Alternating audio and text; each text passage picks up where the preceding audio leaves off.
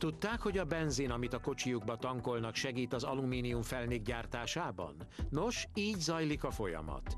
Az olajfinomítás egyik mellékterméke a petróleum, ami az alumínium gyártás egyik alapanyaga.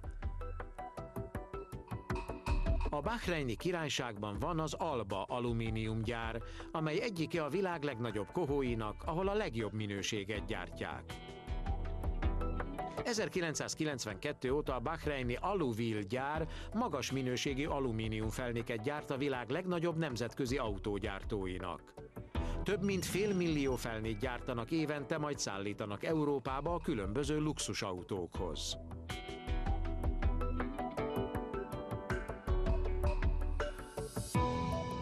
Némelyik luxusautó azután visszakerül a Perzsa-öbölbe, Bahreinbe. Íme ez a német autó, amit az angliai Surreyben szereltek össze, visszaküldték Németországba módosításokért, majd leszállítottak a tulajdonosnak Bahreinbe. Most beszéljünk az SLR-ről, arról, hogy mitől különleges. Ez az autó, az SLR McLaren teljesen egyedi. Ez egy renovation, amit a Mansory tervezett. Feltuningolták 720 lóerősre. A Mercedes-Benz McLaren SLR induló ára nagyjából $795 000, de amit a Mansory módosít Németországban, az a renovation. A tuning továbbfejlesztett kompresszorokat, egyedi légbeömlőket és új motorvezérlő rendszert jelent.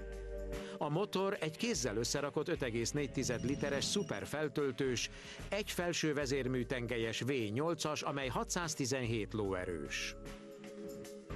Nagyon gyors, 720 lóerős. Ehhez ügyes sofőrnek kell lenni. A szénszálas aerodinamikai elemek között van a hátsó szárny is, amely légfékként is működik, és kiemelkedve növeli a leszorító erőt.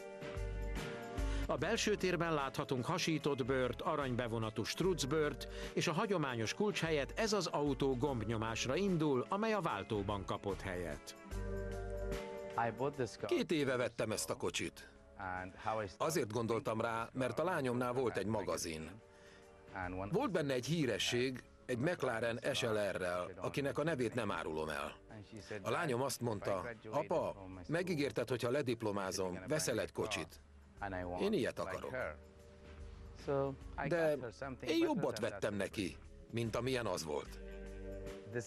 Így ismertem meg a McLaren SLR-t. Olyasmit akartam venni, ami teljesen egyedi. Ahogy látszik, a garázsomban minden autóm egyedi valamitől. Például a Bugatti Hermes az első példány. A Reventon szintén az első példány. A McLaren SLR pedig egyedi, mert a Mansory módosította, így renovation lett belőle. A lányom nagyon örült neki.